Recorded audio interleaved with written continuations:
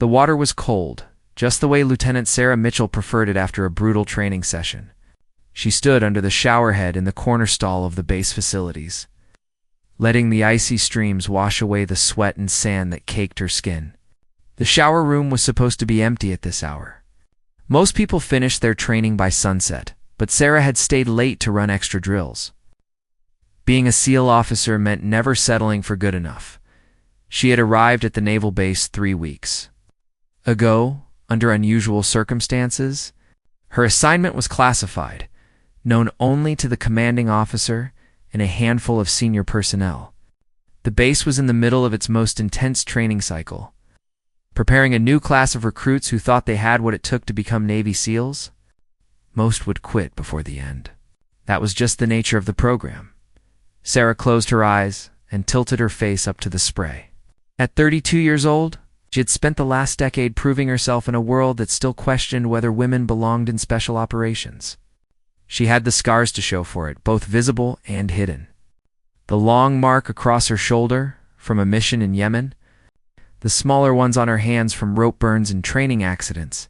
But it was the invisible ones that hurt worse, the ones from constantly being underestimated, dismissed, or having to work twice as hard for half the recognition. The sound of voices made her freeze. Male voices, multiple of them, echoing off the tile walls as they entered the shower facility. Her heart rate picked up, but she kept her breathing steady. This was a shared facility. Technically, though, the unofficial schedule usually kept men and women separated. She glanced at the clock on the far wall. It was nearly midnight. What were they doing here? Sarah quickly assessed her situation. She was in the corner stall with only a thin curtain for privacy. Her towel and clothes were in the locker area, which meant she would have to walk past whoever had just entered to get them. The voices grew louder, closer. She could make out at least 4 distinct speakers, all young men by the sound of it. Recruits probably, though their cocky tone suggested they were far enough into training to have developed some swagger. The water continued to pour over her. As she stood perfectly still, hoping they would just use the facilities and leave. But something in their conversation made her stomach tighten. They were talking about the new female trainee who had washed out earlier that day. Their words were cruel, mocking, full of the kind of casual misogyny that still infected corners of military culture despite years of supposed progress. One voice rose above the others. Clearly the leader of this little pack. He was going on about how women did not belong in special operations. Oh, they were a liability. How the standards were being lowered just to be politically correct. Sarah had heard it all before. She had heard it from instructors, fellow soldiers, superior officers who should have known better. Usually, she let it roll off her back. But something about hearing it now, naked and vulnerable in a shower stall, made her blood boil. She reached for the water knob slowly, carefully, trying not to make any sound that would alert them to her presence. If she could just turn it off quietly and wait for them to finish and leave, she could avoid what was quickly becoming an uncomfortable situation. But the old pipes had other plans. The moment she touched the knob, it let out a loud screech that echoed through the entire shower room. The voices stopped immediately. The silence that followed was heavy, charged with sudden awareness. Sarah could practically feel their attention shift, could sense them trying to locate the source of the sound. She held her breath, water still dripping from her hair, running down her back. Then came the footsteps. Slow, deliberate, moving closer to her corner of the room. She saw shadows moving beyond the thin curtain. Her military training kicked in automatically, her mind running through scenarios and options. She was unarmed, unclothed, and outnumbered. Not ideal circumstances by any measure. A hand grabbed the edge of her shower curtain. Sarah's jaw tightened. She had 2 choices. She could try to talk her way out of this, appeal to their sense of decency and military protocol. Or she could do what her instincts screamed at her to do, which was to take the offensive and remind these young men that they had made a serious mistake. The curtain yanked back suddenly, revealing for young recruits in their training gear they could not have been more than 22 or 23 years old, barely out of college. With the kind of arrogance that came from a few weeks of thinking they were becoming elite warriors, their eyes went wide when they saw her, and for a moment, everyone froze. the one who had pulled the curtain back. A tall recruit with a buzz cut and a jaw that suggested too many protein shakes recovered first. A slow, nasty grin spread across his face. He looked back at his buddies, then returned his attention to Sarah. His eyes traveled over her in a way that made her skin crawl. And she saw the exact moment he decided she was not a threat. Just another woman caught in a vulnerable position. He opened his mouth to say something. Probably something crude, judging by the look on his face, but Sarah spoke first. Her voice was calm, cold, and carried the unmistakable authority of someone who had commanded soldiers in actual combat situations. She told them to step back. She told them they had 3 seconds to turn around and walk out of this shower facility before they created a problem they could not fix. She told them this without raising her voice, without showing an ounce of the vulnerability her position might suggest. She simply stated facts. But young men drunk on testosterone and group mentality rarely make smart decisions. The tall one laughed, a harsh bark that bounced off the walls. He glanced at his friends again, seeking their approval, their support in whatever he was about to do. They moved closer. Forming a semicircle around the entrance to her shower stall, the leader crossed his arms and leaned against the tile wall, his posture deliberately casual, deliberately threatening. He asked her what she was going to do about it. He told her that maybe she should not be using the facilities during off hours if she did not want company. His friends chuckled, though Sarah noticed one of them looked slightly uncomfortable.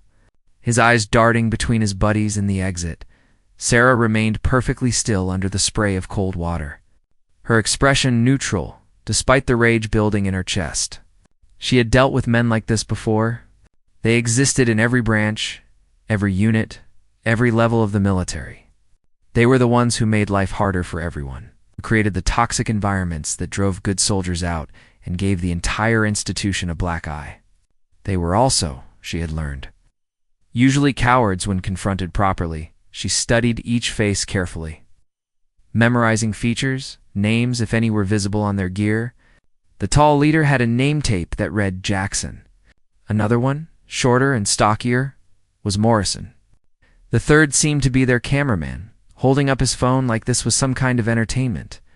The fourth, the uncomfortable one, had his name obscured by shadows. Jackson pushed off the wall and took a step closer. He said something about teaching her a lesson about respecting the hierarchy, about knowing her place. His hand reached out, it's not quite touching her, but invading her space in a way that crossed every line of military conduct and basic human decency. That was when Sarah made her decision. These recruits had no idea who she was, what she was capable of, or what kind of storm they had just walked into. They saw a naked woman and assumed vulnerability. They assumed fear. They assumed they held all the power in this situation. They were about to learn how wrong they were. Sarah's eyes narrowed slightly, the only outward sign of the calculation happening in her mind. She was measuring distances, angles, weaknesses. She was determining exactly how much force would be necessary and appropriate given the circumstances. She was also, on some level, almost grateful for this moment, because these recruits were about to receive an education that no classroom or training manual could provide. They were about to learn that rank and capability had nothing to do with gender, that respect was not optional, and that some lessons came with consequences that lasted a lifetime. The water continued to fall as Jackson reached out again, his confidence absolute, his mistake complete. Sarah remained motionless, her green eyes fixed on his face with an intensity that should have warned him. Behind him, his friends watched, some eager, one hesitant. All of them completely unaware that they were not the predators in this scenario. They were prey, and the hunter was simply waiting for the right moment to strike. Sarah moved so fast that Jackson did not even see it coming. One moment he was reaching toward her with that arrogant smirk on his face, and the next he was face down on the wet tile floor with his arm twisted behind his back in a position that made him cry out in pain. The entire sequence took less than 2 seconds. She had stepped out of the water stream, grabbed his extended wrist, twisted her body in a precise rotation, and used his own momentum against him.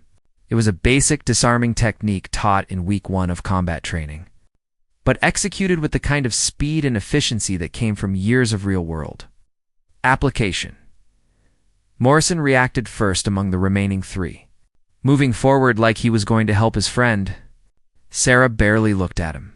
Her foot shot out in a low sweep that caught him behind the ankles, sending him sprawling backward into the shower stall behind him.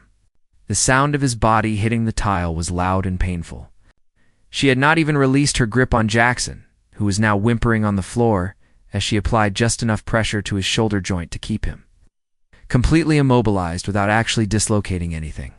The one with the phone stood frozen, his camera still recording, his mouth hanging open in shock. The 4th recruit, the uncomfortable one, had already taken several steps backward and was holding his hands up in a gesture of surrender. Smart kid, Sarah thought.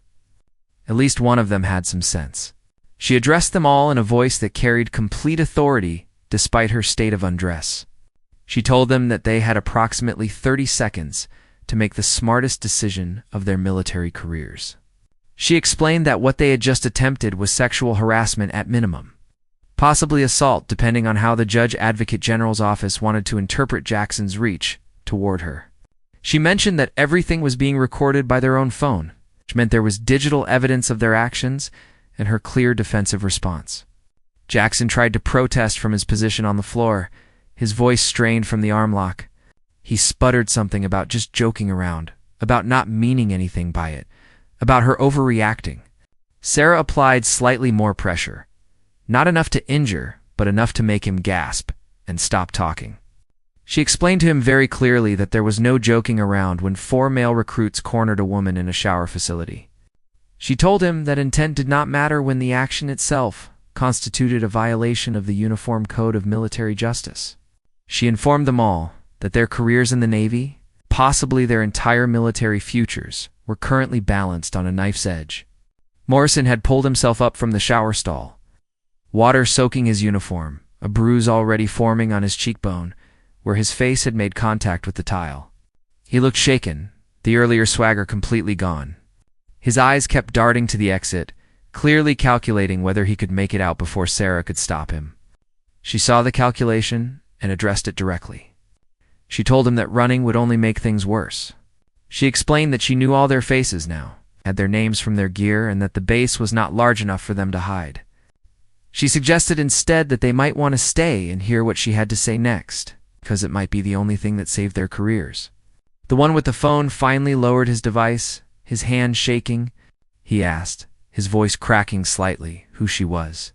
It was the question they should have asked before they decided to corner someone in a shower. It was the question that would have prevented this entire situation. Sarah released Jackson's arm and stepped back, grabbing a towel from a nearby hook and wrapping it around herself with quick, efficient movements. Even this simple action demonstrated the difference between them. While they stood in their soaking wet uniforms looking confused and frightened, she moved with the calm confidence of someone completely in control of the situation. She identified herself, Lieutenant Sarah Mitchell, Navy SEAL, currently assigned as a training observer and assessment officer for this base's Bud S class. She had been watching their class for 3 weeks, evaluating performance, identifying leadership potential, and flagging problems. She was here specifically because the Navy wanted an outside perspective on the current training cycle. Someone who could assess not just physical capability, but character, judgment, and fitness for the special operations community. The color drained from all 4 faces. Jackson had pulled himself to a sitting position against the wall, cradling his arm. Morrison looked like he might throw up. The phone guy was staring at his device like it was a venomous snake. The 4th recruit, the smart one, had his eyes closed and was taking deep breaths, clearly trying to process the magnitude of what had just happened. Sarah let the silence stretch for a moment, let the full weight of their situation sink in. These were not stupid kids. They had made it through the initial screening process to even be here, which meant they had some intelligence, some physical capability, some potential. But intelligence and potential meant nothing if judgment was lacking. And tonight, they had demonstrated catastrophically poor judgment. She told them to sit down on the benches against the wall. They complied immediately, moving like puppets on strings. Jackson had to be helped by Morrison, his arms still tender from the hold. Once they were all seated, Sarah stood before them, her posture relaxed, but her presence commanding. She was about to deliver a lecture they would never forget. She started by asking them what they thought was going to happen in this shower facility tonight. She wanted to hear them say it out loud, wanted them to confront their own intentions. The silence was deafening. Nobody wanted to be the first to speak, to admit what they had been planning or thinking. Finally, Morrison spoke up. His voice was quiet, ashamed. He said they had just been messing around, trying to scare whoever was in the shower. It was supposed to be funny, he claimed, just guys being guys. He did not sound convinced by his own explanation. Sarah asked him if he would want someone to mess around with his sister like that. Would he think it was funny if his mother or girlfriend was cornered naked in a shower by 4 men? Would he laugh if it happened to someone he cared about? Morrison's head dropped. He shook it slowly. No, he would not think it was funny. She turned to Jackson. She asked him what he had intended when he reached toward her. What exactly was supposed to happen when his hand made contact? Jackson could not meet her eyes. He mumbled something about just trying to intimidate her, to see what she would do. Sarah let out a short, harsh laugh.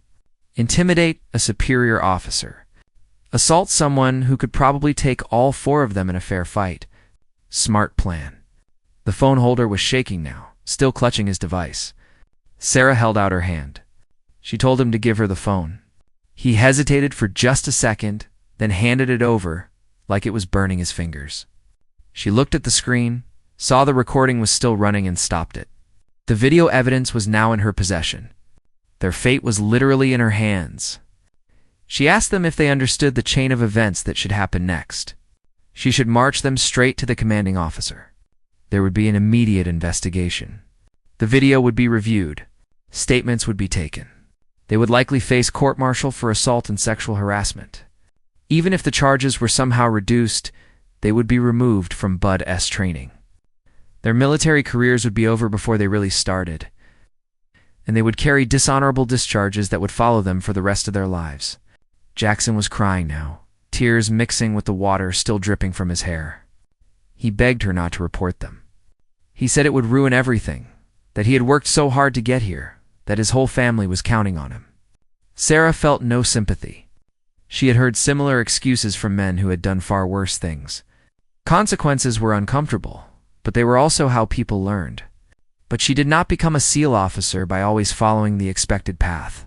She had survived in this world by being smarter, more strategic, and more effective than the people who doubted her. And right now, she saw an opportunity that would serve multiple purposes. She told them she had 2 options for them.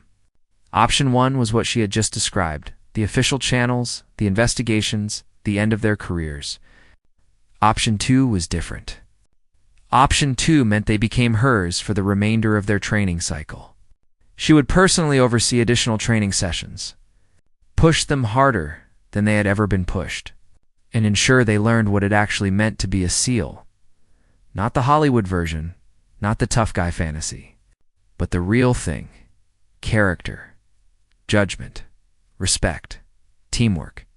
And if any of them stepped out of line even once, if any of them showed even a hint of the attitude they had displayed tonight, she would go straight to the commanding officer with the video and her full report. She asked them which option they preferred. The answer was unanimous and immediate. They chose option 2. They would do whatever she asked, work as hard as she demanded, learn whatever lessons she wanted to teach. They just wanted a chance to make this right. Sarah studied each face carefully. She was looking for sincerity, for genuine remorse, for some indication that they understood the gravity of what had almost happened. What she saw in 3 of the 4 faces gave her some hope. Jackson still looked mostly concerned with saving his own skin. Morrison looked genuinely ashamed. Phone guy looked terrified but also thoughtful, like he was really processing what she had said. The 4th recruit, the quiet one, met her eyes directly and nodded once. She saw understanding there, real understanding. She made them a promise. If they gave her everything they had, if they showed her they could learn and grow from this massive mistake, she would delete the video at the end of their training cycle. They would get their chance to become CLZ, though they would have to earn it twice over now. But if any of them failed her test, if any of them reverted to the kind of behavior they had shown tonight, she would end all 4 careers without hesitation. They agreed.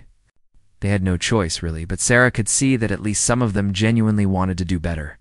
She handed the phone back to its owner and told him the video was his responsibility. If it disappeared or was altered in any way, the deal was off. He nodded frantically, clutching the device like a sacred artifact. Sarah then laid out the rules. Starting tomorrow, they would report to the auxiliary training area at 0400 hours. Before their regular training started, they would complete whatever exercises she designed for them. They would do this every single day until graduation or washout. They would not complain. They would not make excuses. They would simply perform. Additionally, they would be required to attend weekly counseling sessions where they would discuss issues of respect, consent, and professional behavior. She did not care if they thought it was stupid or unnecessary. They had lost the right to opinions on that subject. She also made clear that they were not to speak about this arrangement to anyone. Not their fellow recruits, not their instructors, not their families. If word got out, she would assume they had leaked it and the deal would be terminated. The only people who would know about their special training would be her, them, and the commanding officer, whom she would brief in general terms without revealing all the details of tonight. Jackson asked how long this would last. Sarah smiled, but there was no warmth in it. She told him it would last exactly as long as it needed to. If they learned quickly, maybe just a few weeks. If they were slow learners, possibly the entire training cycle. It was entirely up to them and how fast they could prove they deserved a second chance. Finally, she told them to get out. Go back to their barracks, get cleaned up, and think very carefully about what kind of men they wanted to become. She said that everyone made mistakes, but not everyone got the opportunity to learn from them without permanent consequences. She was giving them a gift they did not deserve, and she expected them to treat it accordingly. They scrambled to their feet and headed for the exit, moving quickly but not quite running. Just before they reached the door, the 4th recruit, the quiet one, turned back. He thanked her, his voice steady, despite the circumstances.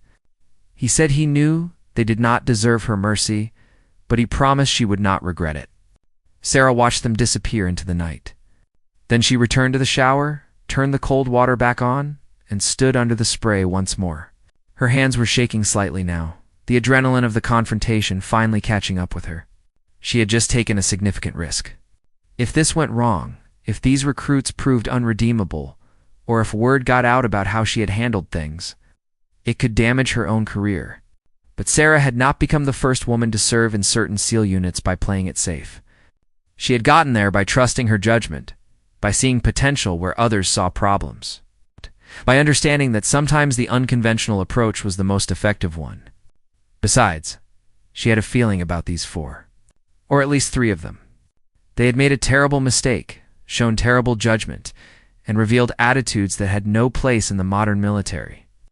But they were young, still forming their characters, still capable of change. The question was whether they had the strength and integrity to actually do the hard work of becoming better men. She supposed the next few weeks would answer that question. And if the answer was no, well, she still had the video. The alarm clock showed 0330 when Sarah rolled out of her bunk. She had slept poorly, her mind replaying the events in the shower facility, questioning her decision to handle things off the books. Morning came faster than expected in military life, especially when responsibilities weighed heavy. She dressed in her training uniform and grabbed the workout plan she had prepared before finally falling asleep, around midnight by 0355. She was standing in the auxiliary training area, a patch of sand and concrete behind the main facility where instructors sometimes ran special exercises. The lights were dim, the air cold and damp from the ocean fog that rolled in every morning. She waited, curious to see if all 4 recruits would actually show up. It would tell her everything she needed to know about their sincerity. At 0358, figures emerged from the darkness. 4 of them, moving together in a tight group. They approached cautiously, clearly unsure of what to expect. When they got close enough, Sarah could see they were all dressed in proper PT gear, their uniforms clean and squared away. At least they knew how to follow basic instructions. Jackson stepped forward first, his arm moving a bit stiffly from the previous night's altercation. He reported their presence, his voice formal and respectful. Sarah noticed he could not quite meet her eyes. Morrison stood beside him, shoulders squared, jaw tight. The phone guy, whose name tape she could now read as Chen, looked exhausted, dark circles under his eyes suggesting he had slept even less than she had. The fourth recruit, the quiet one she now saw was named Rodriguez, stood with perfect posture, his expression neutral and attentive. Sarah did not waste time with pleasantries. She told them to drop and give her 50 push-ups as a warm-up. They complied immediately, getting into position on the cold sand. She walked around them as they counted off, watching their form, noting who started to struggle first, observing how they encouraged each other. Jackson's injured arm made his movements awkward, but he pushed through. Morrison powered through with brute strength. Chen struggled after 30, but kept going. Rodriguez maintained perfect form throughout, his breathing controlled and steady. When they finished, she did not give them time to recover. 50 sit-ups, 50 squats, 100 jumping jacks. Then she told them to grab the sandbags stacked against the wall and follow her. The bags weighed 60 pounds each, standard training equipment. She led them to the beach, where the soft sand would make every step exponentially harder. They marched for 30 minutes, the bags on their shoulders, the sand sucking at their boots with each step. Sarah set a brutal pace, moving ahead of them but frequently turning to watch their progress. She was testing them, not just physically, but mentally. Anyone could suffer through exercise. The real question was whether they could do it while processing what had brought them to this point. When they finally stopped, all four were breathing hard, sweat mixing with the salt spray from the ocean. Sarah had them drop the bags and form a line facing her. She began the lecture she had prepared, speaking clearly over the sound of the waves. She told them about her first year in the Navy, fresh out of the academy. Eager to prove herself, assigned to a ship where most of the crew had never worked with a female officer before, she described the comments, the doubts, the casual dismissals of her authority. She talked about working twice as hard to receive half the credit, about having to fight for every ounce of respect that male officers simply received by default. The recruits listened silently. Sarah could see the discomfort on their faces, but she pushed forward. She described applying for SEAL training and being told she was not physically capable.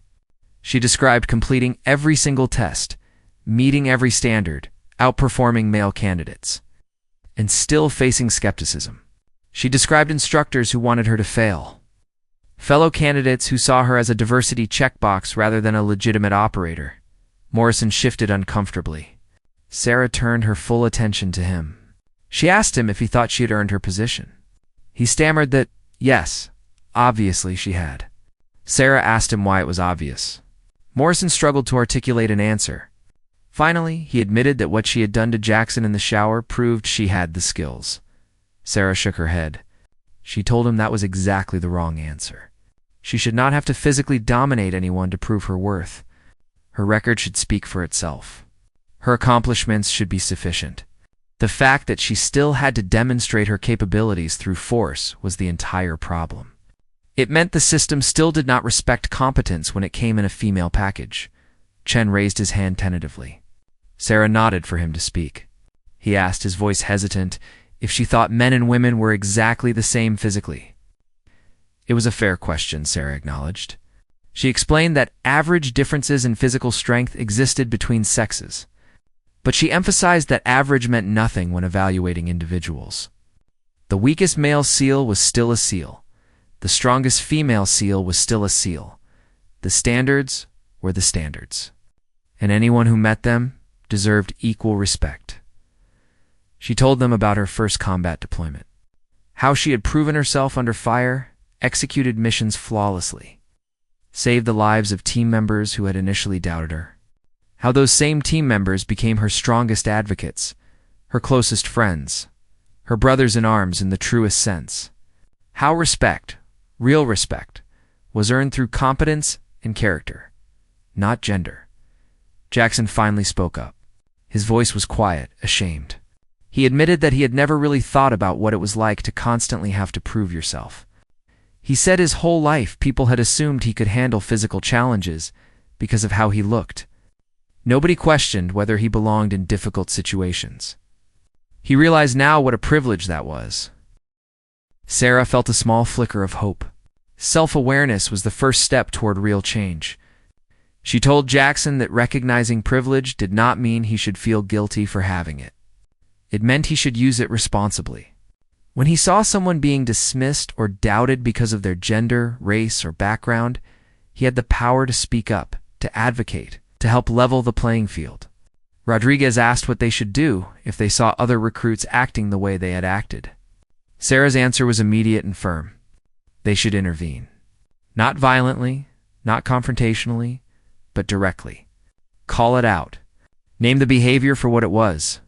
Make it clear that such actions were not acceptable among professionals. She told them that silence was complicity, that good people who said nothing enabled bad behavior to flourish. The sun was starting to rise now, painting the sky in shades of orange and pink. Sarah could see other recruits beginning to emerge from the barracks in the distance, preparing for the regular training day. Her special group would need to finish soon and clean up before anyone noticed their extra session. She gave them one final task for the morning.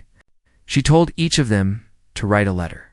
Not to her, but to themselves, explaining what they had learned and what they committed to changing. She said they would seal these letters and she would hold them. At the end of their training, win or fail, pass or wash out, they would read their letters again and assess whether they had kept their promises to themselves. Chen asked if she would read the letters. Sarah shook her head. This was not about her judgment. This was about their own internal accountability. She did not need to monitor their thoughts. She needed to see their actions change. They packed up the training equipment and cleaned the area. As they prepared to head back to the barracks, Morrison approached Sarah. He looked nervous but determined. He told her that his mother was a teacher and had faced harassment at her school. He had never really understood what she dealt with until now. He thanked Sarah for making him see things differently. Sarah accepted the thanks with a nod, but reminded him that understanding was just the beginning. The real work came in changing behavior, in being better, in making the community better. Morrison promised he would do exactly that. As the 4 recruits jogged back toward the main facility, Sarah remained on the beach for a few more minutes. She watched the waves roll in, let the morning air clear her head. She had taken a risk with these young men, offering them redemption instead of punishment. Part of her still wondered if it was the right call. But Sarah had learned long ago that the military needed more than just punishment to solve its cultural problems. It needed education, mentorship, and people willing to do the hard work of teaching rather than just eliminating. Yes, there were some individuals who were beyond redemption, whose behavior was so toxic that removal was the only option. But many others were simply products of a culture that had not taught them better, that had modeled bad behavior, that had rewarded the wrong values. If she could reach these 4, change these 4, inspire these 4 to become better leaders and better men, then they would influence others. They would create ripples that extended far beyond this one base, this one training class. That was how real change happened, not through grand policies and official statements, but through individual transformations that multiplied over time. Sarah headed to the mess hall for breakfast, already planning the afternoon session. Physical training was important, but the mental and emotional work was even more critical. She had a curriculum in mind, topics she wanted to cover over the coming weeks: consent and respect, effective communication, recognizing and combating bias, building inclusive teams, managing power dynamics responsibly. These were not topics typically covered in SEAL training. The program focused on physical endurance, tactical skills, weapons proficiency, and mission execution. But Sarah believed that modern special operations required more than just physical prowess. They required emotional intelligence, cultural awareness, and ethical judgment. The enemies were more complex, the missions more nuanced, the consequences of failure more far-reaching. She grabbed a tray of food and found a quiet corner table. As she ate, she reviewed her notes for the day. The regular training schedule had the recruits doing water exercises in the afternoon. so her group would be exhausted. Good. People learned better when they were pushed to their limits. When the defenses were down and the real person emerged, Commander Harris, the base co, approached her table. He was a veteran SEAL himself, grizzled and experienced, with the kind of quiet authority that came from decades of service. He asked if he could join her, and Sarah gestured to the empty seat. Harris got straight to the point. He asked how her assessment of the current class was progressing. Sarah provided a general overview, mentioning that she had identified several promising candidates as well as some concerning behavior patterns. She kept her comments professional and vague, not mentioning the specific incident from the previous night. Harris studied her for a moment. He told her that several instructors had mentioned seeing her with a small group of recruits early that morning. Unofficial training sessions were not uncommon for officers looking to mentor specific individuals, but he wanted to make sure everything was above board. Sarah met his gaze steadily. She explained that she had identified 4 recruits who showed potential but needed additional guidance on professionalism and conduct. She had offered them supplementary training to address these gaps. Everything was voluntary. Nothing was punitive. And she believed the investment would pay dividends for both the recruits and the program. Harris nodded slowly. He trusted Sarah's judgment, he said. She had proven herself many times over, and her perspective as both a SEAL and a woman brought valuable insights to the training program. He just wanted to make sure she was not taking on too much, that she had support if she needed it. Sarah appreciated the concern, but assured him she had things well in hand. She also mentioned that she would provide him with a detailed report on her supplementary training program once it concluded, including recommendations for whether such focused mentorship should be incorporated more broadly into BUD/S training. Harris seemed satisfied with that answer. He finished his coffee and stood to leave, but paused before walking away. He told Sarah that what she was doing mattered, that the culture of special operations was changing, slowly but surely, and that people like her were leading that change. He said he was proud to have her on his base. After he left, Sarah sat alone with her thoughts. The day stretched ahead of her, full of observations to make, evaluations to conduct, and for recruits to transform. She felt the weight of it all, the responsibility of shaping these young men, while also maintaining her official duties, while also managing her own reputation and career. But Sarah had never shied away from challenges. That was not who she was. She had spent her entire career taking on impossible tasks and proving they were achievable. For cocky recruits who needed an attitude adjustment barely registered on her scale of difficult missions. She finished her breakfast, dropped off her tray, and headed to the observation deck, where she could watch the morning training session. The recruits were already assembled on the beach, beginning their daily torture at the hands of the regular instructors. Sarah spotted her 4 in the crowd, noticed how they stayed close together, how they seemed different from the previous day. More serious, more focused, carrying themselves with a new awareness. Jackson caught her eye briefly and immediately looked away, throwing himself into the exercise with renewed intensity. Morrison was helping a struggling classmate with his gear, something Sarah had never seen him do before. Chen was focused entirely on his own performance, not looking around for approval or trying to show off. Rodriguez, as always, simply executed every task with quiet efficiency. The day's training was particularly brutal. The instructors ran the class through surf torture, making them sit in the freezing ocean water until their bodies went numb. Then they ran them through the obstacle course, their cold muscles protesting every movement. Then more water work, more sand, more pain. This was BUD/S at its finest, the crucible that forged ordinary men into elite warriors. Sarah watched her for recruits carefully. They were suffering like everyone else, but she noticed they were also supporting each other in subtle ways. A quiet word of encouragement, a hand reaching out to help someone up, taking on extra burden when a teammate faltered. These were the behaviors that defined true SEAL teams, the brotherhood that made the impossible possible. Several recruits rang the bell that day, the symbolic gesture that meant they were quitting. It happened every training cycle, usually peaked during the hardest weeks. The instructors showed no mercy, no sympathy. This was the filter that separated those with the mental fortitude to continue from those who did not. 3 men rang out, their dreams of becoming SEALs ending with each clang of that brass bell. Sarah's 4 recruits did not even glance at the bell. Whatever else they were dealing with, quitting was not on their minds. That was another good sign. 3 weeks passed in a blur of early morning sessions and intense training.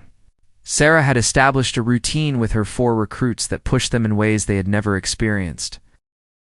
The physical challenges were demanding, but the real work happened during the discussions that followed each training session. She forced them to confront uncomfortable truths about themselves, about military culture, and about the responsibilities that came with wearing the uniform. Jackson had changed the most visibly. The arrogance that had defined him during the shower incident had been stripped away by exhaustion and introspection. He now carried himself with a humility that seemed genuine rather than performed. During one morning session, he had broken down completely, crying in the sand as he admitted how close he had come to becoming someone he would have despised. Sarah had let him cry, understanding that sometimes breaking was necessary before rebuilding could begin.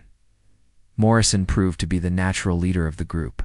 He took responsibility for keeping everyone accountable, for making sure they were on time, prepared, and giving their full effort. He had also started standing up to other recruits who made inappropriate comments about women or minorities. Sarah had witnessed one such interaction where Morrison calmly but firmly told another recruit that such language was unacceptable, that they were supposed to be professionals. The other recruit had backed down, surprised but respectful.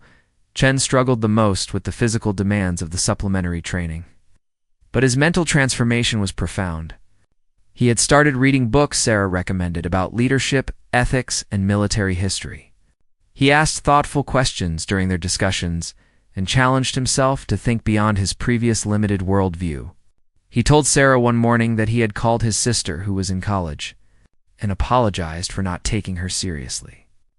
When she had talked about experiencing sexism on campus, Rodriguez remained the quiet professional, absorbing everything like a sponge.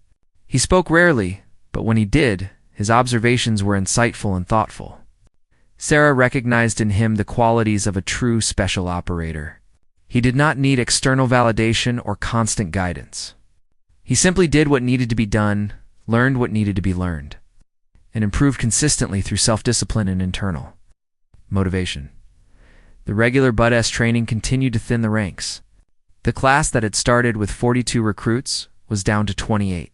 Hell Week was approaching. It's a legendary 5.5 days of continuous training with minimal sleep that broke most candidates. Sarah knew that her 4 would face their ultimate test during that crucible. The question was whether the lessons they had learned would survive the extreme physical and mental stress. She had also noticed other changes rippling through the training class. Several recruits who were friends with her 4 had started demonstrating similar shifts in attitude and behavior. They were more respectful to support staff, more helpful to struggling classmates, more thoughtful in their language and actions. Sarah realized that her investment in 4 individuals was having exactly the multiplier effect she had hoped for. Commander Harris called her into his office one afternoon. Sarah entered to find him reviewing reports at his desk, his expression serious.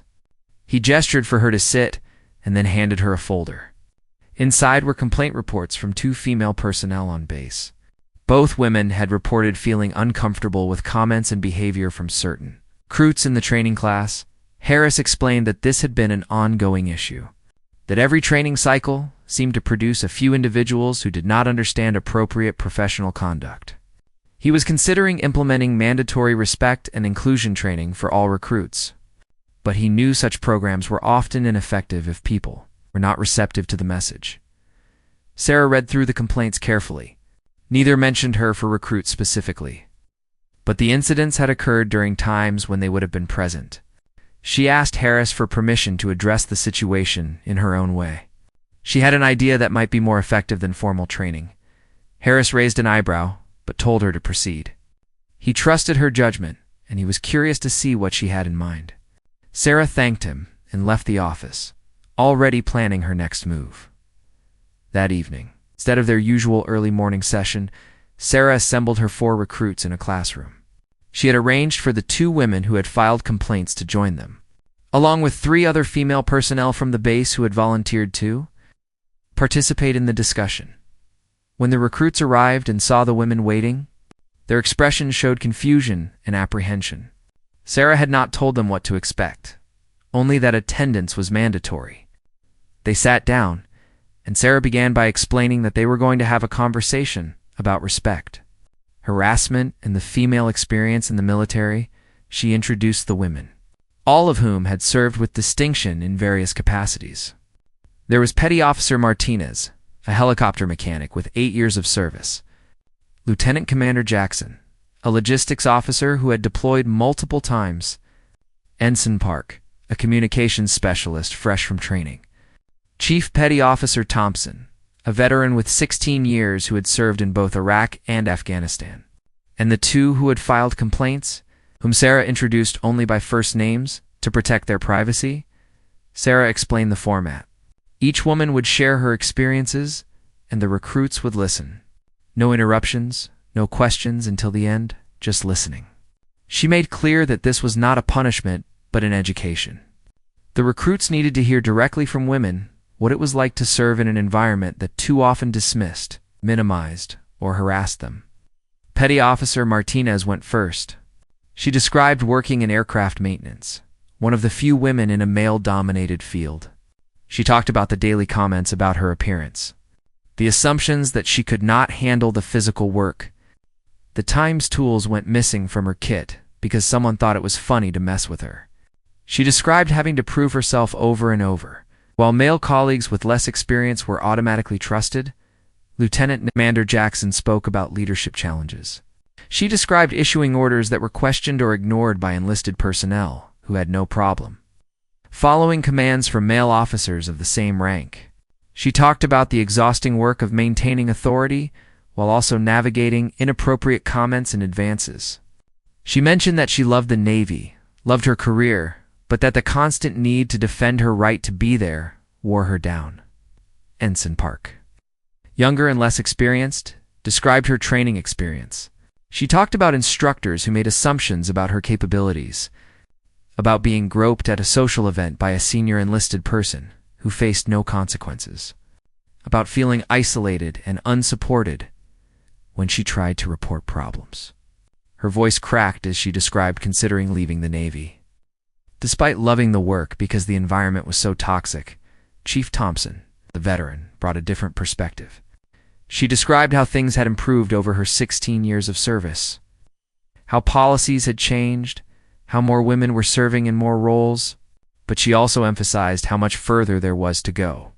How the official policies meant nothing if the culture did not change. How every generation of service members had a responsibility to make things better for the next generation. Then the two complaint filers shared their experiences. One described being cornered in a hallway by several recruits who made sexually explicit comments and blocked her path. She had to physically push past them to escape. The other described constant staring, comments about her body, and suggestions that she must have slept her way into her position. Both women's voices were steady, but the pain in their words was evident. When they finished, the silence in the room was heavy. Sarah looked at her for recruits and saw tears on Jackson's face. Morrison's jaw was clenched tight, his fists balled. Chen looked devastated, his eyes red. Rodriguez sat very still, his expression controlled, but Sarah could see the impact in his eyes. Sarah asked the recruits if they had questions or thoughts they wanted to share. Jackson raised his hand, his voice shaking. He asked the women to forgive him. He explained that he had not understood, had never thought about what his actions and words meant to the people around him. He promised he would do better. Martinez looked at him directly. She told him that apologies were meaningless without changed behavior. She did not need his words. She needed him to be different, to act differently, to call out others who acted the way he had acted. She needed him to use whatever privilege and power he had to make the environment safer for women trying to do their jobs. Morrison spoke next. He asked what they could do, practically and specifically, to make things better. He wanted concrete actions, not just good intentions. The women appreciated the question and provided specific suggestions. Speak up when witnessing harassment. Support women's authority by following their orders without question. Challenge jokes and comments that demeaned women. Treat female colleagues exactly as they would male colleagues, neither dismissing them nor putting them on pedestals. Chen asked how to handle situations where calling out bad behavior might create conflict or make him unpopular with other men. Chief Thompson answered bluntly. She told him that if doing the right thing made him unpopular, then he was trying to be popular with the wrong people. She said that real leaders did not follow the crowd. They set the standard and expected others to meet it. Rodriguez finally spoke his first words of the evening. He asked each woman what they loved about serving, what kept them going despite the challenges. It was a question that shifted the energy in the room, that reminded everyone why they were all there. The women responded with passion, describing the mission, the sense of purpose, the pride in serving something larger than themselves, the camaraderie when it was genuine, the satisfaction of excelling at difficult work. The discussion continued for 2 hours. By the end, the recruits and the women were talking more naturally, sharing perspectives, finding common ground. Sarah watched and guided, but mostly let the conversation flow. This was what real change looked like, not policies and training modules, but human connection and understanding.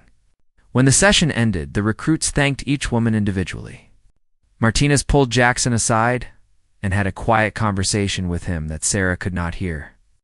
Whatever was said seemed to impact Jackson deeply because he nodded seriously and shook her hand with obvious respect. After everyone else had left, Sarah's 4 recruits remained. They sat in silence for a while, processing what they had heard. Finally, Morrison spoke. He said that he had thought he understood after the shower incident, but he realized now that he had only understood intellectually. Hearing the women's actual experiences, seeing their pain and frustration, had made it real in a way nothing else could. Jackson agreed. He said that he had been defensive at first, wanting to argue that not all men were like that he was not that bad. But listening without being able to respond had forced him to really hear what was being said. He realized that the women did not care about his intentions or his self-image. They cared about his impact, about whether he made their environment safer or more dangerous. Chen admitted that he felt overwhelmed. The problems seemed so big, so systemic that he did not know where to start. Sarah reminded him of what Chief Thompson had said.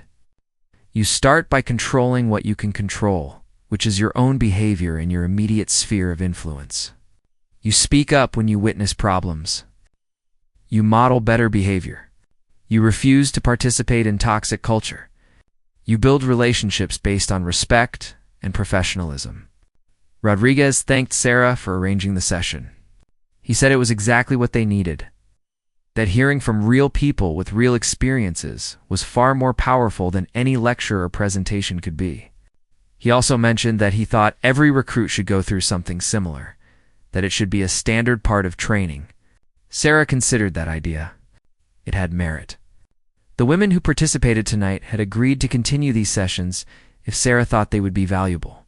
Perhaps this could become a regular component of Bud-S training, not replacing the physical and tactical instruction, but supplementing it with the character and ethical development that modern warriors needed. She dismissed her 4 recruits with instructions to get rest. Hell Week was starting in less than 72 hours. They would need every bit of strength and mental resilience they could gather. The lessons they had learned would be tested under the most extreme conditions imaginable. As Sarah walked back to her quarters, she felt a sense of cautious optimism. The 4 recruits who had cornered her naked in the showers weeks ago were becoming men she could respect. Maybe even men she would be proud to serve alongside. They had a long way to go, and Hell Week would reveal their true character under stress. But the foundation was being built. She also recognized that her decision to handle the shower incident the way she had was being validated. Yes, official punishment would have sent a message. But this approach, the mentorship and education, is creating lasting change that would ripple out far beyond for individuals. It was the kind of change that could transform culture from the inside. Still, Sarah remained vigilant. She knew that stress revealed people's true nature, that good intentions could crumble under pressure, that old patterns could reassert themselves when exhaustion stripped away careful self-control. Hell Week would be the ultimate test of whether her 4 recruits had truly changed. or whether they had simply been performing for her benefit. She returned to her quarters and pulled out her notes. She had been documenting this entire experience, creating a detailed record of the supplementary training program, the discussions, the progress she observed.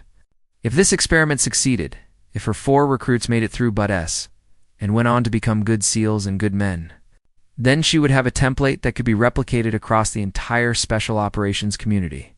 If they failed, if the shower incident represented their true character rather than a mistake they could learn from, then she would have valuable data about the limits of mentorship and the need for more aggressive intervention in cases of harassment and misconduct.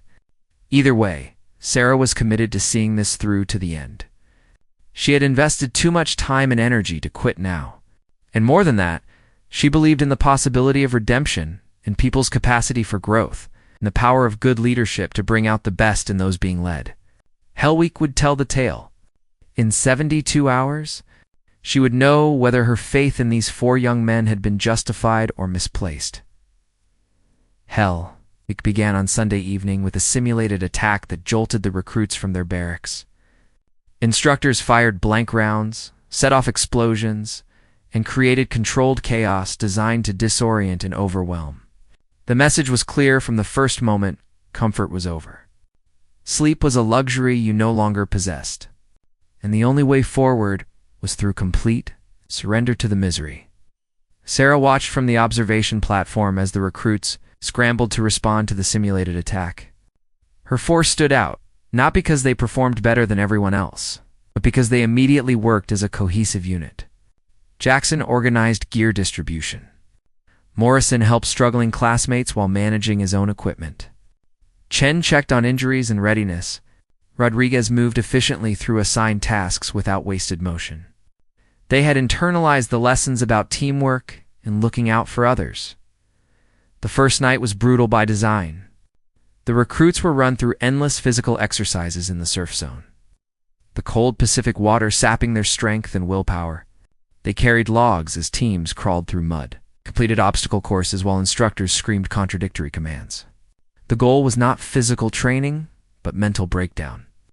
Identifying who could function when exhausted, cold, and confused, Sarah observed Jackson struggling during a log carry.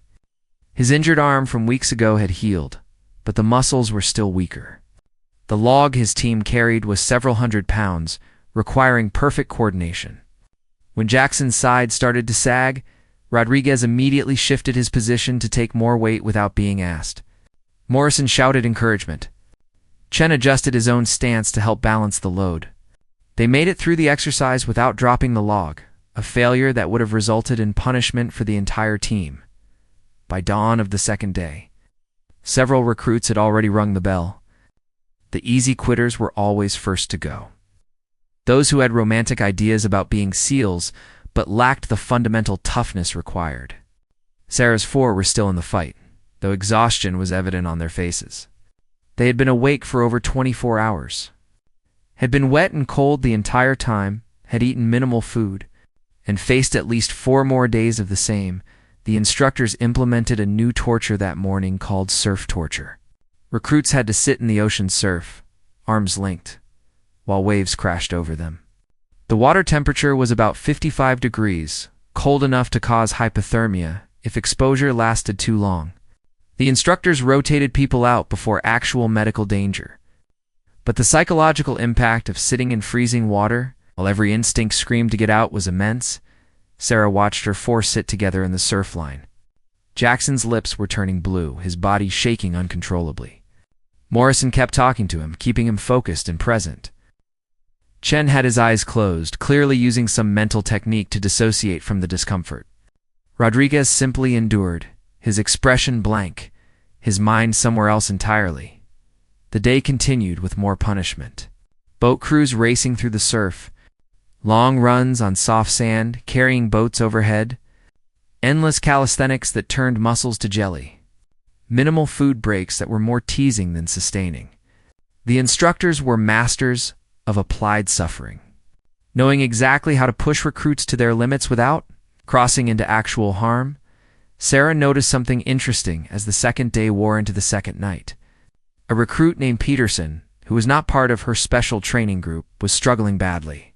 He was a strong performer physically, but his mental state was deteriorating. He kept making small mistakes that indicated his focus was gone. During one boat drill, Sarah watched as Morrison deliberately positioned himself next to Peterson, talking to him constantly, keeping him engaged, preventing him from spiraling into the dark mental space that led to quitting. Jackson noticed a recruit who had fallen behind during a run and dropped back to pace with him, Sacrificing his own position to help a classmate. Chen shared his small portion of food with someone who had spilled theirs in the sand. Rodriguez, the quiet professional, seemed to have appointed himself as the informal morale officer, offering brief words of encouragement to anyone who looked close to breaking. These were the men Sarah had hoped to create. Not perfect, not without flaws, but fundamentally decent people who understood that special operations was about the team, not the individual. The best SEALs were not the strongest or fastest. They were the ones who could be trusted, who would sacrifice for their teammates, who put the mission and the team above personal glory. By the third day, the class had lost 9 more recruits. 19 remained from the original 42. The attrition rate was typical for Hell Week. But each loss represented someone's dream ending, months or years of preparation proving insufficient. The instructors showed no sympathy. This was the filter, the crucible, the test that separated those with the mental fortitude to continue from those who did not possess it. Sarah's 4 were still standing, though barely. They looked like zombies, their movements automatic, their eyes glazed with exhaustion. They had been awake for roughly 70 hours, with maybe 3 hours of collective sleep snatched in 15-minute increments. Their bodies were breaking down, their minds operating on pure willpower and muscle memory. During a brief rest period, Sarah approached Commander Harris, who was also observing the training. She pointed out her 4 recruits and described the transformation she had witnessed. Harris watched them carefully, noting their interactions with other recruits, their continued effort despite obvious exhaustion, their maintained discipline even when instructors were not watching. Harris asked Sarah about the shower incident. She had mentioned it in general terms when explaining her supplementary training program, but Harris wanted details. Sarah provided them, explaining what had happened, how she had handled it, and why she believed her approach had been effective. She also acknowledged the risks she had taken by not reporting through official channels immediately. Harris was quiet for a long moment. Then he told Sarah that he appreciated her honesty and that he supported her decision. He explained that the military's official response to such incidents was often limited to punishment and removal, which addressed the immediate problem but did nothing to change the underlying culture. What Sarah had done was riskier but potentially more valuable. If these 4 men became good SEALs and good leaders, they would influence countless others throughout their careers.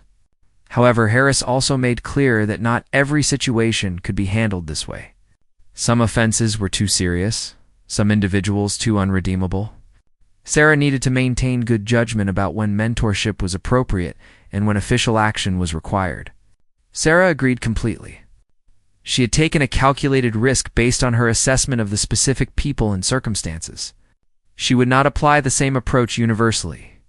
The third night brought rock portage, one of the most dangerous evolutions of Hell Week. Boat crews had to paddle through the surf zone and land on a rocky beach without damaging their boats or injuring crew members. The combination of exhaustion, darkness, cold water, and dangerous terrain created perfect conditions for serious accidents. Instructors watched carefully, ready to intervene if safety was truly compromised. But the exercise was designed to be genuinely dangerous. Sarah watched tensely as her 4 recruits' boat crew approached the rocks. Morrison was the crew leader, calling commands, trying to time the waves correctly. Jackson and Rodriguez paddled powerfully, fighting the current. Chen was in the bow, responsible for the initial contact with the rocks. Their boat hit a wave wrong and twisted sideways. For a moment, Sarah thought they would capsize or crash into the rocks at a bad angle. But Morrison adjusted the command instantly. Jackson and Rodriguez compensated with their paddles, and Chen positioned himself to take the initial impact and protect the boat. They landed roughly, but safely, pulled the boat up the rocky beach, and secured it. Other crews were not as fortunate. 2 boats capsized, dumping exhausted recruits into the churning water. Instructors had to pull several people out before they were swept into the rocks. One recruit injured his shoulder badly enough to be removed from training. The 4th day was a blur of continued suffering. Recruits were functioning on pure automation now, their conscious minds barely engaged. This was when the true character emerged, when the careful social masks people wore dissolved under extreme stress. Some recruits became irritable and snapped at teammates. Others withdrew into themselves. A few maintained their composure and humanity, despite the conditions. Sarah watched her 4 carefully during this critical period. Jackson remained encouraging to others, even when he could barely stand. Morrison continued to lead his boat crew with patience and clear communication. Chen helped anyone who needed it without being asked. Rodriguez maintained his steady, reliable presence, the rock that others could depend on. There was one concerning moment. A recruit named Thompson made a comment about one of the female support staff, something crude and demeaning. He was exhausted and probably not thinking clearly, but it was exactly the kind of behavior that revealed underlying attitudes. Sarah saw Morrison's reaction immediately. Despite his exhaustion, he stepped close to Thompson and spoke quietly but firmly. Sarah could not hear the words, but Thompson's face flushed and he nodded, looking ashamed. Morrison had handled it perfectly, correcting the behavior without creating a public scene. The 5th day brought a slight easing of the physical demands, but added mental challenges. Recruits had to complete tests of knowledge, respond to scenario-based questions, and demonstrate they could still think critically despite extreme exhaustion. This phase eliminated people who were physically tough but lacked the mental capacity required for actual special operations work. Sarah's 4 performed adequately on the mental tests, not brilliantly, but well enough. They were operating on maybe 5 hours of total sleep over the entire week, had been cold and wet the entire time, had eaten minimal calories, and were beyond normal physical exhaustion. That they could think at all was impressive. The final night of Hell Week featured a long run to the beach, a final surf zone exercise, and then a secured weapons carry back to base. It was traditional, almost ceremonial. The last test before the recruits who remained would be recognized as having survived one of the military's most grueling training evolutions. 17 recruits remained from the original 42. Sarah's 4 were among them, barely upright but still moving forward. As they completed the final run and returned to base, other personnel lined the route to cheer them on. It was a moment of recognition, of respect for what they had endured and overcome. Commander Harris formally secured the training at 0600 on Friday morning. Hell Week was officially over. The 17 surviving recruits stood in formation, swaying with exhaustion, but standing nonetheless. Harris congratulated them, told them they had proven they had what it took physically and mentally to continue training, dismissed them to medical check and rest. As the formation broke up, Sarah approached her for recruits. They looked terrible, their faces hollow with exhaustion, their bodies clearly pushed beyond normal limits. But their eyes were clear, their spirits intact. Jackson smiled at her, too tired to speak, but his expression conveying gratitude and pride. Morrison nodded with respect. Chen gave a small thumbs up. Rodriguez simply met her gaze and held it for a moment, a silent acknowledgement of what they had been through together. Sarah felt a surge of pride and relief. They had made it. They had survived Hell Week while maintaining their humanity and decency. They had helped others when they could barely help themselves. They had demonstrated that the lessons of the past weeks had become internalized, part of who they were rather than just behaviors performed for evaluation. She told them to get medical clearance, sleep as much as possible, and report to her in 72 hours for a debrief. They acknowledged the order and stumbled toward the medical facility, supporting each other, a tight unit forged through shared suffering and shared growth. Commander Harris joined Sarah as she watched them go. He observed that her experiment seemed to have succeeded, for young men who could have ended their careers in disgrace were instead becoming model operators. Harris asked what came next, whether Sarah would continue her supplementary training for the remainder of Bud S. Sarah considered the question. The most critical phase was complete. Her 4 recruits had demonstrated their character under the most extreme stress imaginable. They had proven that the changes were real, not performed. The question now was how to ensure those changes lasted. How to make them permanent rather than temporary responses to her supervision. She told Harris that she would continue meeting with them, but less frequently. They needed to internalize their new standards without constant oversight. She would also work on documenting the entire program in detail so it could potentially be replicated. The combination of supplementary physical training, focused discussions, direct exposure to different perspectives, and mentorship under stress seemed to be highly effective. Harris approved the plan and asked Sarah to brief senior leadership on her program once it concluded. If the results held up, the Navy might want to incorporate similar approaches across special operations training. Cultural change was a priority at the highest levels, and practical programs that showed real results were valuable. Sarah agreed to the briefing and then headed to her quarters to rest. She was exhausted herself from the week of observation and evaluation. As she lay down, she felt satisfied with how things had developed. The 4 recruits who had cornered her naked in the showers were becoming men worth believing in. It was not the outcome anyone would have predicted that night, but it was the right outcome. 8 weeks after Hell Week. The remaining recruits were approaching the end of Bud S training. The class that had started with 42 men now had 12 members still standing. The attrition continued through diving phases, land warfare training, and the countless additional challenges that tested every aspect of physical and mental capability. Sarah's 4 recruits remained among the survivors. Though the journey had not been without struggles, Jackson had faced a serious challenge during dive training. His fear of confined spaces, which he had never disclosed during screening, manifested during an underwater navigation exercise. He panicked in the dark water, nearly drowning before instructors pulled him out. It could have been the end of his training, but Jackson did something that demonstrated his growth. He immediately reported to Sarah, and the training staff admitted his weakness and requested additional time to work through the psychological barrier. The old Jackson, the arrogant recruit from the shower incident, would have tried to hide the problem or blame external factors.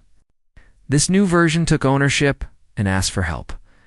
Sarah worked with him personally, conducting gradual exposure exercises, teaching breathing techniques and mental management strategies. It took 3 weeks of extra work, but Jackson overcame his fear and passed the dive requirements. More importantly, he shared his experience with other recruits, normalizing the idea that everyone had weaknesses and that seeking help was strength rather than weakness. Morrison had become the unofficial leader of the entire remaining class. His natural leadership abilities, enhanced by the lessons Sarah had taught him about servant leadership and taking care of people, made him someone others naturally followed. Instructors noticed his influence and marked him as a future team leader. He had also started a mentorship relationship with one of the junior female staff members, offering advice on her career and standing up for her when other personnel made dismissive comments. Chen had surprised everyone with his mental toughness. The recruit who had struggled physically during early training had developed into one of the most reliable performers. He compensated for his physical limitations with superior planning, attention to detail, and an ability to stay calm under pressure. He had also become the class expert on communication systems, studying beyond the required curriculum because he wanted to bring more value to future teams. Rodriguez continued to be the steady professional, the person everyone could count on. He rarely spoke, but when he did, people listened because his words carried weight. He had started teaching combatives classes to junior personnel during his limited free time, sharing his considerable martial arts knowledge. He embodied the quiet professional ideal that defined the best. Operators Sarah met with her 4 recruits one final time before their graduation. They gathered in the same classroom where they had listened to the women's experiences weeks earlier. The young men who sat before her now were fundamentally different from the arrogant recruits who had cornered her in the shower. They carried themselves with confidence, but also humility, with strength, but also compassion. She told them she was proud of what they had become. She explained that they had faced a choice that night in the shower facility, and instead of taking the easy path of punishment and removal, they had chosen the hard path of genuine transformation. She acknowledged that the journey had been difficult, that they had confronted uncomfortable truths about themselves and their culture, but that the work had made them better men and better warriors. Jackson spoke first. His voice was steady, mature beyond his years. He thanked Sarah for seeing potential in him when he deserved only condemnation. He admitted that he had been on a dangerous path, becoming someone he would have eventually hated. The shower incident had been a wake-up call. But Sarah's decision to offer redemption instead of punishment had given him the chance to actually change. He promised that he would carry the lessons forward throughout his career, that he would mentor others the way she had mentored him. Morrison talked about leadership. He explained that before this experience, he had thought leadership meant being the toughest, the strongest, the most dominating personality. Sarah had taught him that real leadership was about service. It's about making others better, about creating environments where everyone could succeed. He committed to being that kind of leader in every team he joined, to standing up for people who were marginalized or dismissed, to using his privilege and power responsibly. Chen discussed awareness. He described how blind he had been to the experiences of people different from himself, how he had lived in a bubble where his perspective seemed universal. Hearing the women describe their experiences, processing his own behavior through a different lens, had shattered that bubble. He recognized now that being a good teammate meant understanding and respecting different perspectives, that diversity made teams stronger rather than weaker. Rodriguez, as always, spoke last and briefly. He simply said that Sarah had taught him what it truly meant to be a professional. Not just the technical skills or physical capabilities, but the character and integrity that defined the best warriors. He promised to live up to that standard every day. Sarah pulled out the sealed letters they had written weeks earlier, the letters where they had committed to specific changes. She handed them back and gave them time to read what they had written. It was a powerful moment, seeing them confront their past selves. Evaluating whether they had kept their promises, Jackson folded his letter carefully and put it in his pocket. He said he wanted to keep it, to reread it whenever he felt himself slipping back toward old patterns. Morrison nodded in agreement, saying the letter was a good reminder of where he had been and how far he had come. Chen admitted that reading his letter made him emotional because the person who wrote it seemed like a stranger now. Rodriguez simply placed his letter in his locker, a private acknowledgement between his past and present selves. Sarah then addressed the video. She pulled out Chen's phone, the device that contained evidence of the shower incident. She told them that they had earned the deletion she had promised. She opened the file, showed them one last time what they had been, and then permanently deleted it in front of them. The evidence was gone, the debt was paid, the slate was clean. But she also made clear that the real test was just beginning. Bud S. was the start of their careers, not the end. They would face countless situations where they could choose to be the men they used to be, or the men they had become. They would encounter toxic culture and have to decide whether to participate, ignore, or confront it. They would see injustice and discrimination, and have to choose whether to be passive or active in. Addressing it, Morrison asked what they should do if they encountered behavior like theirs from that night in other team members. Sarah's answer was direct. They should handle it exactly as she had handled them. First, intervene immediately to stop the behavior and protect any potential victims. Second, assess whether the person was capable of learning and changing. Third, provide mentorship and education if possible, or pursue official channels if necessary. Fourth, never excuse or minimize harmful behavior regardless of who was committing it. Jackson raised a concern. He worried that calling out bad behavior would make him unpopular, that he would be seen as soft or politically correct. Sarah reminded him of what Chief Thompson had said during the discussion with the female personnel. If standing up for what was right made him unpopular with certain people, those were not the people he should want to be popular with. The best teams, the most effective operators, were those who treated each other with respect and held each other to high standards. Chen asked about the future of the supplementary training program. Would other recruits benefit from similar experiences? Sarah explained that she had documented the entire program and would be briefing senior leadership. The goal was to incorporate elements of character development, ethical training, and perspective exposure into standard Bud S curriculum.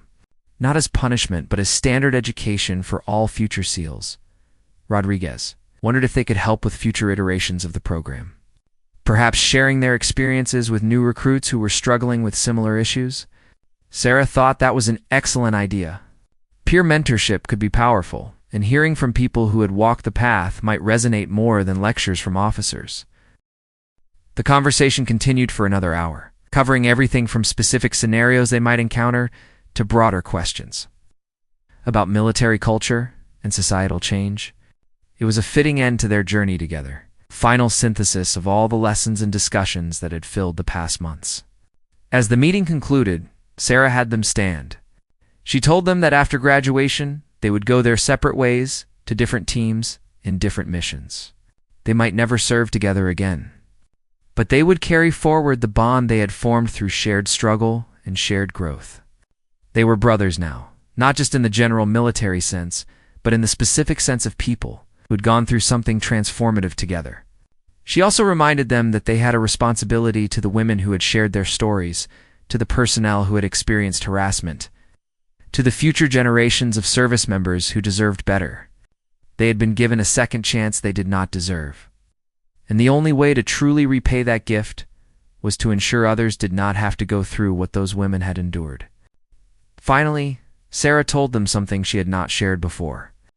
The shower incident had been one of the most frightening moments of her career. Not because she feared physical harm, but because it represented everything she had fought against her entire service. She had come close to ending their careers that night, and part of her still wondered if that would have been the right choice. But seeing what they had become gave her hope that change was possible, that people could grow, that redemption was real. Jackson stepped forward and asked if he could shake her hand. Sarah agreed, and each recruit formally shook hands with her, a gesture of respect and gratitude. Then, in a spontaneous moment, Morrison initiated a group embrace, pulling all 6 of them together. It was brief and perhaps contrary to military formality, but it was genuine, a recognition of the profound connection they had formed. The graduation ceremony took place 2 days later. Families and friends filled the seats, proud of their sailors who had survived one of the military's most difficult training programs. Commander Harris presided, delivering a speech about perseverance, teamwork, and the honor of serving in special operations. When Jackson's name was called, Sarah noticed his parents in the audience, his mother crying with pride. When Morrison received his certificate, his entire extended family erupted in cheers. Kuhn's girlfriend rushed to embrace him as soon as the ceremony concluded. Rodriguez's grandmother, a tiny woman who must have been 80 years old, gave him a firm handshake and told him to stay safe. Sarah watched from her position with the other officers, feeling a complex mix of emotions: pride in what her 4 recruits had accomplished, satisfaction in the success of her unconventional approach, hope for the future of military culture, but also awareness of how much work remained, how many more situations like the shower incident occurred without intervention, how systemic change required sustained effort from countless people over many years. After the ceremony, Commander Harris pulled Sarah aside. He informed her that her documentation of the supplementary training program had been reviewed by senior leadership. They were impressed with the results and wanted to pilot similar programs at other training bases. Sarah would be asked to help develop the curriculum and train other officers to implement it. This could become a significant part of her career going forward. Sarah accepted the assignment with mixed feelings. It meant recognition for her work, but also meant confronting the same difficult issues repeatedly. Still, if her experience with 4 recruits could scale to help hundreds or thousands of service members develop better character and judgment, impact would be worth any personal cost. She attended the graduation party that evening, an informal gathering where new SEALs celebrated with family, friends, and instructors. Sarah kept a professional distance from most attendees, but her 4 recruits sought her out to introduce her to their loved ones. Jackson's mother hugged Sarah tightly and thanked her for helping her son become the man he was meant to be. Morrison's father, himself a retired Marine, told Sarah that whatever she had done had made his son into a real leader. Chen's girlfriend whispered that Chen talked about Sarah constantly, about the lessons she had taught him. Rodriguez's grandmother simply looked Sarah in the eye and said she knew what Sarah had done for her grandson, and she would never forget it. As the party wound down, Sarah found herself alone on the beach near the training facility.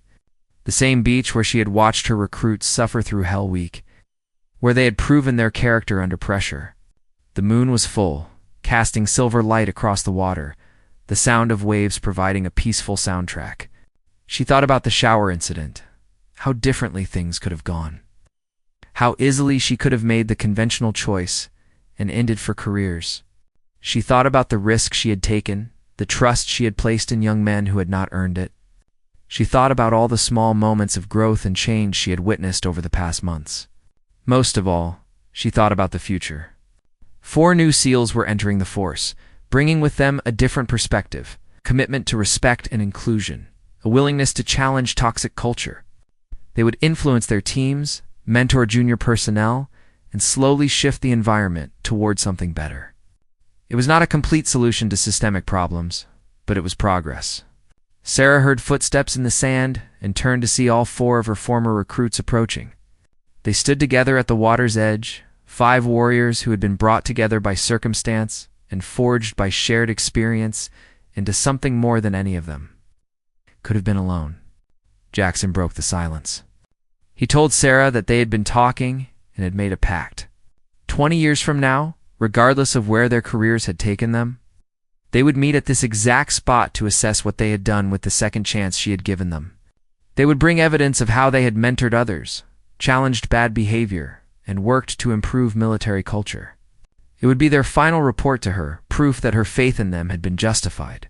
Sarah smiled, genuinely touched by the gesture. She told them she would be here, eager to hear their stories and see what kind of men they had become. She also warned them that she would have high expectations, that she would want to see concrete evidence of impact, not just good intentions. Morrison promised they would not disappoint her. Chen committed to documenting his mentorship activities specifically for this future meeting. Rodriguez simply nodded, his agreement implicit. Jackson said that every time he faced a difficult decision about whether to speak up or stay silent, he would remember this moment and choose courage. They stood together for a while longer, watching the waves, saying nothing because everything important had already been said. Then, with final salutes, the 4 new SEALs headed back toward the lights of the base, toward their futures, toward the challenges and opportunities that awaited them. Sarah remained on the beach, alone with her thoughts. She had entered that shower facility weeks ago as just another officer completing an assignment. She was leaving this experience as something more. A leader who had learned that sometimes the hardest path was also the most valuable, that mercy and accountability could coexist. That changing culture meant changing hearts and minds one person at a time. The shower incident would remain her secret and theirs, a private moment of crisis that had become a catalyst for transformation. No official report would document what had happened that night, but the impact would ripple forward through careers and years, influencing countless people who would never know the origin story. As Sarah finally turned to leave the beach, she felt at peace with her choices. She had been cornered naked in a shower by 4 arrogant recruits who thought they were predators. She had turned that moment into an opportunity, had seen potential where others would have seen only problems, and had invested herself in creating change rather than simply punishing mistakes. Now those 4 young men were Navy SEALs, warriors who would serve their country with honor and integrity, leaders who would make their teams and their organization better, men who understood that true strength included compassion, respect, and the courage to stand up for what was right, even when it was difficult. It was not the story anyone would have predicted that night in the shower facility, but it was the right story, the one that demonstrated what was possible when people were given chances they did not deserve and chose to earn them anyway.